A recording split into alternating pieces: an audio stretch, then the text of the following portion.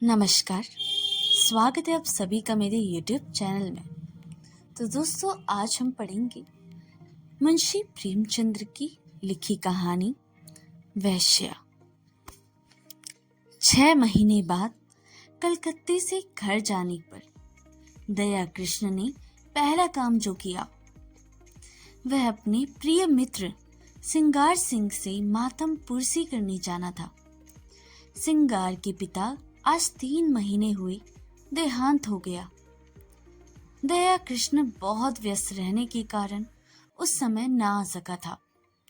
मातम पुरसी की रस्म पत्र लिखकर अदा कर दी थी, लेकिन ऐसा एक दिन भी नहीं बीता कि सिगार की याद उसे ना आई हो। अभी वह 2-4 महीने और कलकत्ता रहना चाहता था, क्योंकि वहां उसने जो कारोबार जारी किया था उसे संगठित रूप में लाने के लिए उसका वहां मौजूद रहना जरूरी था, और उसके थोड़े ही दिन की गैरहाजिरी से भी हानि की शंका थी। किंतु जब सिंगार की स्त्री लीला का परवाना आ पहुंचा तो वह अपने आप को रोक न सका। लीला ने साफ साफ तो कुछ ना लिखा था, केवल उसे तुरंत बुलाया था, लेकिन दया कृष्ण को पत्र के शब्दों से कुछ ऐसा अनुमान हुआ कि वहां की परिस्थिति चिंताजनक है और इस अवसर पर उसका वहां पहुंचना जरूरी है। सिंगार संपन्न बाप का बेटा था, बड़ा ही अल्लड़ और बड़ा ही जिद्दी, बड़ा ही आराम पसंद। दृढ़ता या लगन उसे छू भी नहीं गई थी। उसकी माँ उसके बचपन में ही मर चुकी थी और बाप ने उसके पालने में नियंत्रण की अपेक्षा स्नेह से ज्यादा काम लिया था। उसे कभी दुनिया की हवा नहीं लगने दी। उद्योग भी कोई वस्तु है, यह वह नहीं जानता था। उसके मजहब इशारे पर हर एक चीज सामने आ जाती थी। वह जवान बालक था, जिसमें ना अपने विचार थे और ना सिद्धांत। कोई भी आदमी उसे बड़ी आसानी से अपने कपट बाणों का निशाना बना सकता था। मुक्ताओं और मुनीमों ने दांव पेच समझना उसके लिए लोहे के चने चबाना था। उसे किसी ऐसे समझदार और हतेशी मित्र की जरूरत थी, जो स्वार्थियों की हथकंडों से उसकी रक्षा करता रहे। दया कृष्ण पर इस घर के बड़े बड़े एहसान थे। उस दोस्ती का हक अदा करने के लिए उसका आना आवश्यक था। मुंह हाथ धोकर सिंगार सिंह के घर पर ही भोजन का इरादा करके दया कृष्ण उससे मिलने चला। 9 बज गए थे। हवा और धूप में गर्मी आने लगी। सिंगार सिंह उसकी खबर पाते ही बाहर निकल आया। दया कृष्ण उसे चौंक कर देख पड़ा। लंबे लंबे केशों की जगह उसके सिर पर घुंघराले बाल से सिक था। आड़ी मांग निकली हुई थी। आंखों में आंसू ना थे, ना शोक का, ना कोई दूसरा चिन्ह। चेहरा कुछ जर्द अवश्य था, पर उस पर विलासिता की मुस्कुराहट थी। वह एक महीन रेशमी कमीज और मखमली जूते पहना हुआ था, मानो किसी महफिल से उठ रहा हो। संवेदना के शब्द दया कृष्ण के होठों तक आकर निराश लौट गए। वहां बधाई के शब्द ज्यादा अनुकूल प्रतीत हो रहे थे। सिंगार सिंह लपक कर उसके गले से लिपट गया और बोला, तुम खूब आए यार। इधर तुम्हारी बहुत याद आ रही थी, मगर पहले यह बतला दो, वहां का कारोबार बंद करके आए या नहीं? अगर वह झंझट छोड़ आए हो तो पहले उसे तिलांजलि दे आओ। अब आप यहां से जाने ना पाएंगे। मैंने तो भाई अपना कहंदा बदल लिया। बताओ, कब तक तपस्या करता? अब तो आए दिन जलसे होते हैं। मैंने सोचा यार, दुनिया में आए तो कुछ दिन सैर सपाटे का आनंद भी उठा लो, नहीं तो एक दिन यूं ही हाथ मलते रह जाएंगे, कुछ भी साथ ना जाएगा। दया कृष्ण विस्मय से उसके मुंह की ओर ताकने लगा। यह वही सिगार है या कोई और? बाप के मरते ही इतनी तब्दीली? दोनों मित्र कमरे में गए और सोफे पर बैठे। सरदार साहब के सामने इस कमरे में फर्श और मन्नत थी, अलमारी थी, अब दर्जनों गद्देदार सोफे और कुर्सियां हैं, कालीन का फर्श है, रेशमी पर्दे हैं, बड़े बड़े आईने हैं। सरदार साहब को संचय की धुन थी, सिंगार को उड़ाने की धुन है। सिंगार ने एक सिगार जलाकर कहा, तेरी बहुत याद आती है यार, तेरी जान की कसम। दया कृष्ण ने शिकवा किया, क्यों झूठ बोलते हो भाई, महीनों गुजर जाते हैं, एक खत लिखने की तो आपको फुर्सत ना मिलती थी, मेरी याद आती थी। सिगार ने अल्लड़पन से कहा, बस इसी बात पर मेरी सेहत का एक जाम पियो। अरे यार, इस जिंदगी में और क्या रखा है? हंसी खेल में जो वक्त कट जाए उसे एक गनीमत समझो। मैंने तो यह तपस्या त्याग दी, अब तो आए दिन जलसे होते हैं, कभी दोस्तों की दावत है, कभी दरिया की सैर, कभी गाना बजाना, कभी शराब की दौर। मैंने कहा, लाओ कुछ दिन वह बाहर भी देख लूं। हसरत क्यों दिल में जाए, आदमी संसार में कुछ भोगने के लिए आता है, यही जिंदगी के मजे हैं। जिसने ये मजे नहीं चखे उसका जीना वृथ है। बस दोस्तों की मजलिस हो, बगल में माशूक हो और हाथ में प्याला हो, इसके सिवा मुझे और कुछ नहीं चाहिए। उसने अलमारी खोलकर एक बोतल निकाली और 2 गिलासों में शराब डालकर बोला, हाँ, यह है मेरी सेहत का जाम है, इनकार ना करना, मैं तुम्हारे सेहत का जाम पीता हूँ। दया कृष्ण को कभी शराब पीने का अवसर ना मिला था। वह इतना धर्मात्मा तो ना था कि शराब को पाप समझता। हाँ, उसे दुर्व्यसन समझता था। गंध से ही उसका जी मितलाने लगा।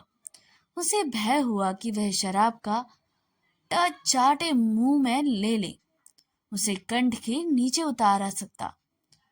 उसने प्याले को शिष्टाचार के तौर पर हाथ में ले लिया, फिर उसे ज्यों का त्यों मेज पर रखकर बोला, तुम जानते हो मैंने कभी नहीं पी, इस समय मुझे क्षमा करो, 10-5 दिन में यह फन भी सीख जाऊंगा। मगर यह तो बताओ, अपना कारोबार भी कुछ देखते हो या इसी में पड़े रहते हो? सिगार ने अरुचि से मुंह बनाकर कहा, हाँ हो, क्या जिक्र तुमने छेड़ दिया यार। कारोबार के पीछे इस छोटी सी जिंदगी को तबाह नहीं कर सकता ना। कोई साथ लाया था, ना साथ ले जाएगा।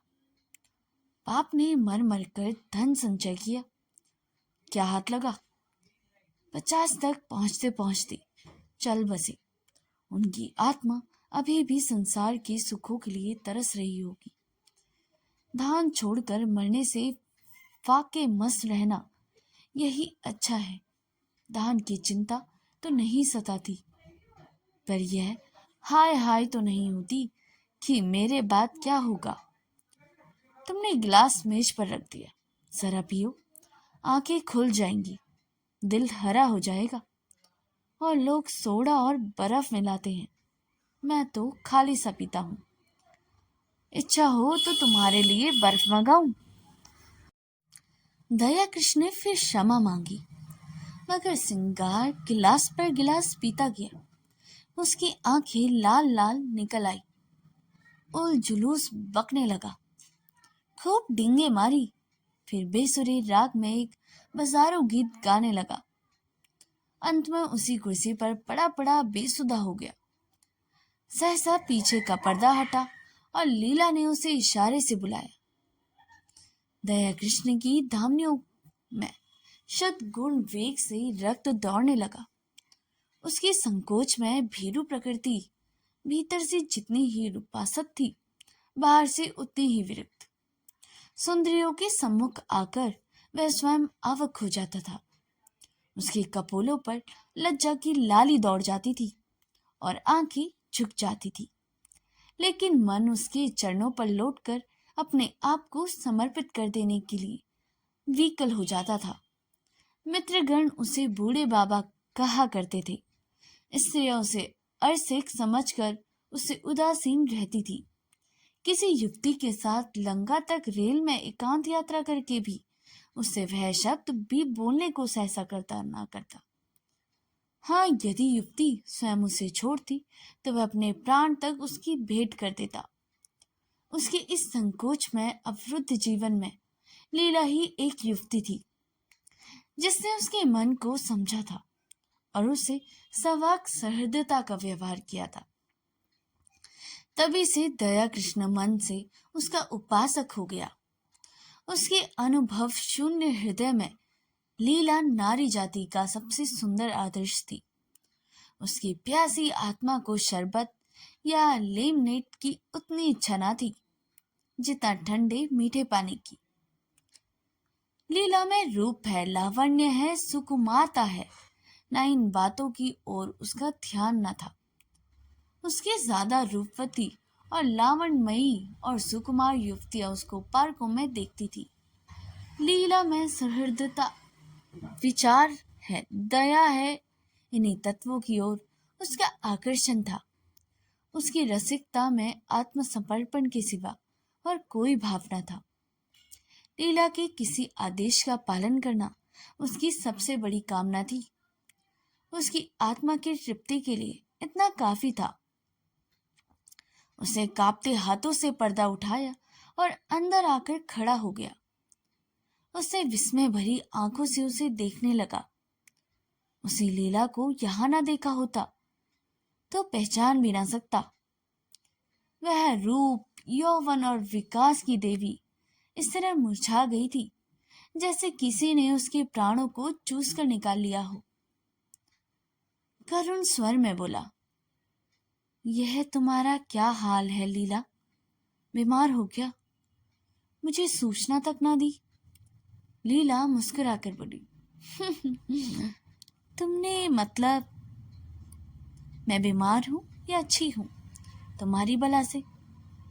तुम तो अपने सैर सपाटे करते रही। 6 महीने के बाद जब आपको याद आई है तो पूछते हो बीमार हो। मैं उस रोग से ग्रस्त हूं जो प्राण लेकर ही छोड़ता है। तुमने इन महाशय की हालत देखी? उनका यह रंग देखकर मेरे दिल पर क्या गुजरती है, यह क्या मैं अपने मुंह से कहूं तभी समझोगी। मैं अब इस घर में जबरदस्ती पड़ी हूं और बेहयासी जीती हूं। किसी को मेरी चाह या चिंता नहीं है। पापा क्या मरे, मेरा सुहाग ही उठ गया। कुछ समझती हूं तो बेवकूफ बनाई जाती हूं। रात रात भर न जाने कहाँ गायब रहते हैं। जब देखो नशे में मस्त। हफ्तों घर में नहीं आते कि 2 बात कर लूं। अगर इन्हें यही ढंग रहे तो 1-2 साल में रोटियों की मोहताज हो जाएंगे। दया ने पूछा, यह लत इन्हें कैसे पड़ गई? ये बातें तो इनमें न थी। लीला ने व्यथित स्वर में कहा, रुपयों की बलिहारी है और क्या। इसलिए तो बूढ़े मर करके कमाते हैं और मरने के बाद लड़कों के लिए छोड़ जाते हैं। अपने मन में समझते होंगे हम लड़कों के लिए बैठने का ठिकाना किए जाते हैं। मैं कहती हूँ तुम उनके सर्वनाश का सामान किए जाते हो, उनके लिए जहर बोए जाते हो। पापा ने लाखों रुपए की संपत्ति न छोड़ी होती तो आज यह महाशय किसी काम में लगे होते। कुछ घर की चिंता होती, कुछ जिम्मेदारी होती, नहीं तो बैंक से रुपए निकाले और उड़ाए।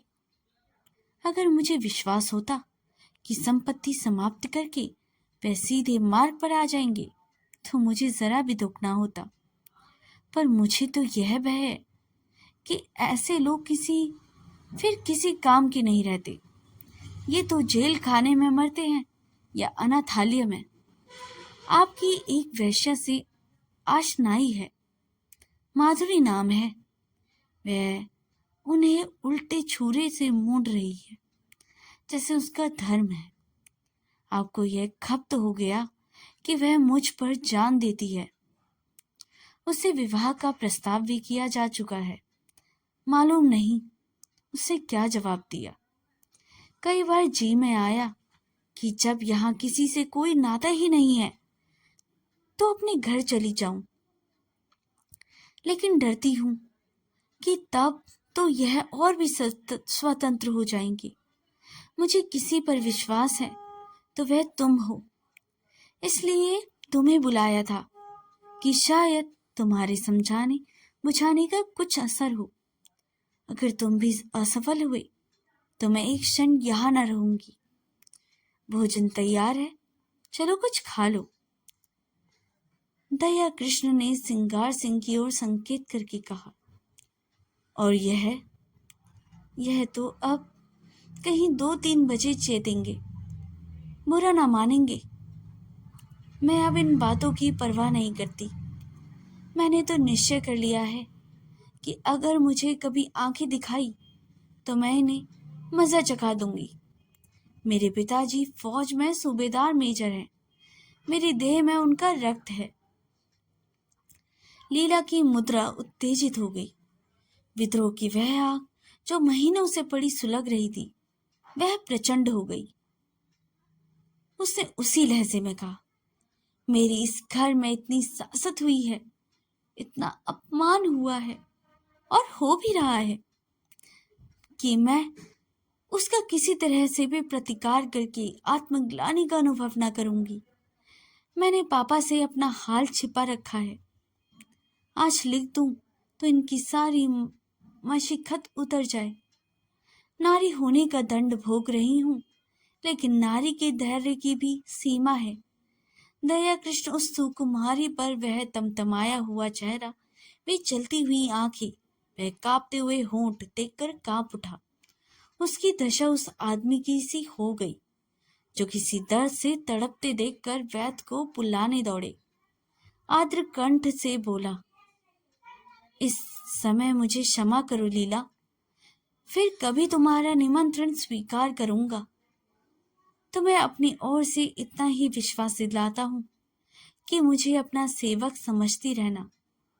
मुझे ना मालूम था कि तुम्हें इतना कष्ट है, नहीं तो शायद अब तक मैंने कुछ युक्ति सोची होती। मेरा यह शरीर तुम्हारे किसी काम आए, इससे बढ़कर सौभाग्य की बात मेरे लिए और क्या होगी। दया कृष्ण वहां से चला तो उसके मन में इतना उल्लास भरा हुआ था, वह मानो विमान पर बैठा हुआ स्वर्ग की ओर देख रहा था। उसे जीवन में एक ऐसा लक्ष्य मिल गया था जिसके लिए वह जी सकता था और मर भी सकता था। वह एक महिला का विश्वास पात्र हो गया था।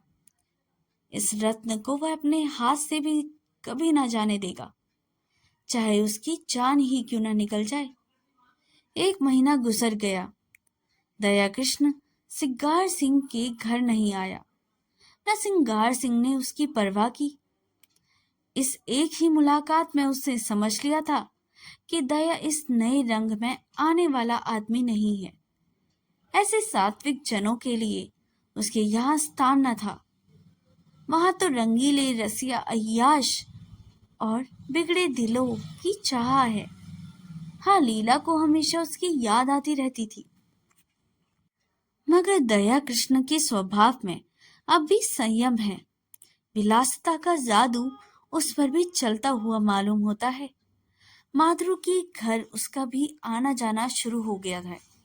वह सिंगार सिंह का मित्र नहीं रहा, प्रतिद्वंदी हो गया। दोनों एक ही प्रतिमा के उपासक है, मगर उनकी उपासना में अंतर है। सिंगार की दृष्टि से माधुरी केवल विलास की एक ही वस्तु है, केवल विनोद का यह यंत्र। दया कृष्ण विनय की मूर्ति है तो माधुरी की सेवा में ही प्रसन्न है। सिंगार माधुरी के हास्य विलास में को अपना जरीकृत हक समझता है। दया कृष्ण इसी में संतुष्ट हैं कि माधुरी उनकी सेवा को स्वीकार करती है। माधुरी की ओर से भी जरा भी अरुचि देखकर वह उसी तरह बिगड़ जाएगा जैसे अपनी प्यारी घोड़ी का मुंह चोरी पर। दया कृष्ण अपने को उसकी कृपा दृष्टि के योग्य ही नहीं समझता। सिंगार जो कुछ माधुरी को देता है गर्व भरे आत्म प्रदर्शन के साथ, मानो उस पर कोई एहसान कर रहा है। दया कृष्ण के पास देने को है ही क्या, पर वह जो कुछ भेंट मांगता है वह ऐसी श्रद्धा से मानो देवता को फूल चढ़ाकर हो। सिंगार का आसन मन माधुरी को अपने पिंजरे में रख कर बंद करना चाहता था, जिससे उस समय किसी की निगाह न पड़े। दया कृष्ण निरपित भाव से उसका स्वच्छंद क्रीड़ा का आनंद उठाता है। माधुरी को अब तक जितने आदमियों से साबित पड़ा था कि वे सिंगार सिंह की ही भांति कामुकी, ईर्ष्यालु, दंभी और कोमल भावों से शून्य थे, रूप को भोगने की वस्तु समझने वाले। दया कृष्ण उन सबों से अलग था, सहृदय, भद्र और सेवाशील, मानो उस पर अपनी आत्मा का समर्पण कर देना चाहता हो। माधुरी को अब अपने जीवन में कोई ऐसा पदार्थ मिल गया था जिसे वह बड़ी एहतियात से संभाल कर रखना चाहती थी। चढ़ाऊ गहने अब उसकी आंखों में उतने मूल्यवान नहीं रहे जितनी है फकीर की दो दी हुई तावीज।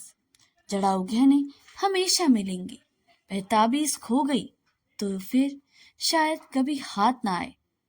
जड़ाऊ गहने केवल उसकी विलास प्रवृत्ति को उत्तेजित करते हैं, पर इस ताबीज में कोई दैवीय शक्ति है जो ना जाने कैसे उसकी सदनुराग और परिष्कार भावना को जागाती है। दया कृष्ण कभी प्रेम प्रदर्शन नहीं करता, अपनी विरह व्यथा से राग नहीं अलपाता, पर माधुरी को उस पर पूरा विश्वास है। सिंगार सिंह के प्रलाप में उसे बनावट और दिखावे का आभास होता है। वह चाहती है कि वे जल्द से यहाँ से टले, लेकिन दया कृष्ण के संयत भाषण में उसे गहराई और गंभीर और गुरुत्व का आभास होता है। औरों की वह प्रेमिका है, लेकिन दया कृष्ण की आशिक, जिसके कदमों की आहट पाकर उसके अंदर एक तूफान उठने लगता है। उसके जीवन में एक नई अनुभूति है। अब तक वह दूसरों के भोग की वस्तु थी, अब कम से कम एक प्राणी की दृष्टि में वह आदर और प्रेम की वस्तु है। सिंगार सिंह को जब से दया कृष्ण के इस प्रेमाभिनय की सूचना मिली है, वह उसके खून का प्यासा हो गया। ईर्ष्याग्नि से फूका जा रहा है। उसने दया कृष्ण के पीछे कई शोधे लगा रखे हैं कि वे उसे जहां पाए उसका काम तमाम कर दे। वह खुद पिस्तौल लिए उसकी टोह में रहता है। दया कृष्ण इस खतरे को समझता है और जानता है। अपने नियत समय पर माधुरी के पास बिना नागा आ जाता है। मालूम होता है उसे अपनी जान का कुछ भी मोह नहीं है। शोहदे उसे देखकर क्यों कतरा जाते हैं, मौका पाकर भी उस पर वार क्यों नहीं करते, इसका रहस्य वह नहीं समझता। एक दिन माधुरी ने उससे कहा, कृष्ण जी, तुम यहां ना आया करो। तुम्हें तो पता नहीं है, पर यहाँ तुम्हारे 20 दुश्मन है। मैं डरती हूं कि किसी दिन कोई बात ना हो जाए। शिशिर की तुषार मंडित संध्या थी। माधुरी एक कश्मीरी शाल ओढ़े अंगीठी पर की सामने बैठी हुई थी। कमरे में बिजली का रजत प्रकाश फैला हुआ था। दया कृष्ण ने कहा। माधुरी की आंखें सजल हो गई और वह मुंह फेर कर उन्हें दया कृष्ण के छिपाने की चेष्टा कर रही है। प्रदर्शन और सुख भोग करने वाली रमणी क्यों इतना संकोच कर रही है, यह उनका अनाड़ी मन न समझ। हाँ, माधुरी के गोरे प्रसन्न संकोचहीन मुख पर लज्जा मिश्रित माधुरी माँ की ऐसी छटा उसे कभी ना देखी थी। आज उसने उस मुख पर कुलवधू की भीरू आशंका और दृढ़ वात्सल्य देखा और उसकी अभिनय में सत्य का उदय हो गया। उसके स्थिर भाव का से जवाब दिया, मैं तो किसी की बुराई नहीं करता, मुझसे किसी को क्यों वैर होने लगा? मैं यहाँ किसी का बाधक नहीं, किसी का विरोधी नहीं। दाता के द्वार पर सभी भिक्षुक जाते हैं, अपना अपना भाग्य है, किसी को एक चुटकी मिलती है और किसी को पूरा थाल। कोई क्यों किसी से जले? अगर किसी पर तुम्हारी विशेष कृपा है तो मैं उसे भाग्यशाली समझकर उसका आदर करूंगा। जलू क्यों? माधुरी ने स्नेह कातर स्वर में कहा, जी नहीं, आप कल से ना आया कीजिए। दया कृष्ण मुस्कुराकर बोला, तुम मुझे यहां आने से नहीं रोक सकती। भिक्षुक को तुम दुत्कार सकती हो, द्वार पर आने से नहीं रोक सकती। माधुरी स्नेह से की आंखों से उसे देखने लगी, फिर बोली, क्या सभी आदमी तुम्हारी तरह निष्कपट हैं? तो फिर मैं क्या करूं? यहां ना आया करूं, यह मेरी बस की बात नहीं। माधुरी एक क्षण तक विचार करके बोली, एक बात कहूं, मानोगे? चलो हम तुम किसी दूसरे नगर की राह चलें, केवल इसलिए कि तुम लोग मुझसे खार खाती हैं। खार नहीं खाते, तुम्हारी जान के ग्राहक है। दया कृष्ण उसी अविचलित भाव से बोला, जिस दिन प्रेम का यह पुरस्कार मिलेगा वह मेरे जीवन का नया दिन होगा। माधुरी, इससे अच्छी मृत्यु और क्या हो सकती है? तब मैं तुमसे पृथक न रहकर तुम्हारे मन में, तुम्हारी स्मृति में रहूंगा। माधुरी ने कोमल हाथ से उसके गाल पर एक थपकी दी। उसकी आंखें भर आई थी। इन शब्दों में जो प्यार भरा हुआ था वह जैसे पिचकारी की धार की तरह उसके हृदय में समा गया। ऐसी विकल वेदना, ऐसा नशा, इसे वह क्या कहे? उसने करुण स्वर में कहा, ऐसी बात ना किया करो कृष्ण, नहीं तो मैं सच कहती हूं, एक दिन जहर खाकर तुम्हारे चरणों में सो जाऊंगी। तुम्हारे इन शब्दों में ना जाने क्या जादू था कि मैं जैसे फूंक उठी। अब आप खुदा के लिए यहां ना आया कीजिए, नहीं तो देख लेना मैं एक दिन प्राण दे दूंगी। तुम क्या जानो हथियारा सिंगार किस पूरी तरह तुम्हारे पीछे पड़ा हुआ है। मैं उसके शोहदों की खुशामद करते हार गई। कितना कहती हूँ, दया कृष्ण से मेरा कोई संबंध नहीं। उसके सामने तुम्हारी निंदा करती हूँ, कितना कोसती हूँ, लेकिन उस निर्दयी को मुझ पर विश्वास नहीं आता। तुम्हारे लिए मैंने इन गुंडों की कितनी मिन्नतें की हैं, उनके हाथ कितना मान सहा है। वह तुमसे ना कहना ही अच्छा है, जिनका मुंह देखना भी मैं अपनी शान के खिलाफ समझती हूँ, उनके पैरों पे पड़ी हूँ। लेकिन ये कुत्ते हड्डियों के टुकड़े पाकर और भी शेर हो जाते हैं। मैं अब उनसे तंग आ गई हूँ और तुमसे हाथ जोड़कर कहती हूँ कि यहाँ से किसी और जगह चले जाओ, जहाँ हमें कोई ना जानता हो, वहाँ शांति के साथ पड़े रहें। मैं तुम्हारे साथ सब कुछ झेलने को तैयार हूँ। आज इसका निश्चय कराए बिना मैं तुम्हें जाने ना दूंगी। मैं जानती हूँ कि तुम्हें मुझ पर अब विश्वास नहीं है। तुम्हें संदेह है कि मैं तुम्हारे साथ कपट करूंगी। दया कृष्ण ने टोका नहीं, माधुरी, तुम मेरे साथ अन्याय कर रही हो। मेरे मन में कभी ऐसा संदेह नहीं आया। पहले दिन मुझे न जाने क्यों ऐसा कुछ प्रतीत हुआ कि तुम अपनी और अपने बहनों से पृथक हो। मैंने तुम्हें वह शील और संकोच देखा जो मैंने कुल वधुओं में देखा है।